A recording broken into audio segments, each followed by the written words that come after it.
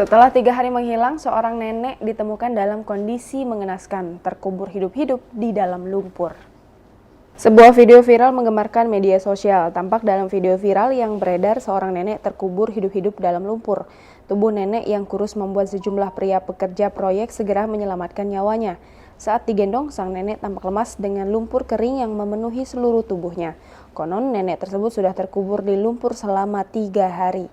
Mengutip tribunnews.bogor.com, pada video yang turut dibagikan akun Instagram @memoefrianto, tampak seorang pria pekerja proyek yang sedang menggendong nenek tua. Sang perekam video pun berujar bahwa ia baru saja menemukan nenek tua itu usai terkubur hidup-hidup. Kejadian tersebut terjadi di Keluang, Johor, Malaysia.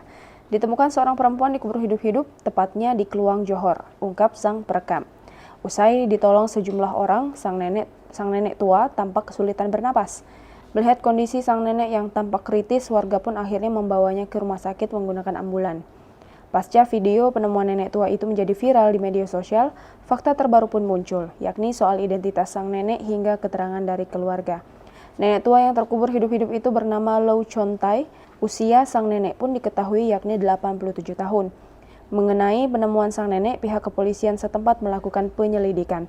Berdasarkan penyelidikan, nenek tersebut ditemukan oleh warga setempat pada Selasa 1 September 2020 pukul 11.30 pagi waktu setempat. Saat ditemukan para pekerja proyek, sang nenek awalnya dikira sudah tak bernyawa.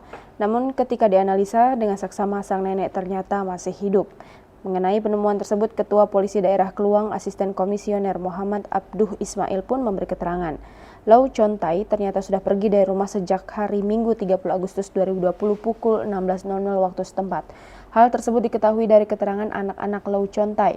Dijelaskan sang anak, Low Chon Tai keluar dari rumah pada sore hari untuk mencari barang rongsokan. Rupanya Low Chon Tai berprofesi sebagai pemulung. Tahu sang ibu pergi pada sore hari, anak-anaknya mendadak cemas sebab hingga 3 hari sang ibu tak kunjung kembali.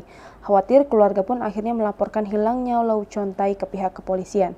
Hingga akhirnya keluarga dikabari bahwa Low Chon Tai telah ditemukan. Bergegas, keluarga pun langsung menemui Low Chon Tai di Rumah Sakit NC Besar Hajah Kalsom. Kabar terbaru, Low Chon Tai kini masih dirawat di rumah sakit dengan kondisi yang stabil.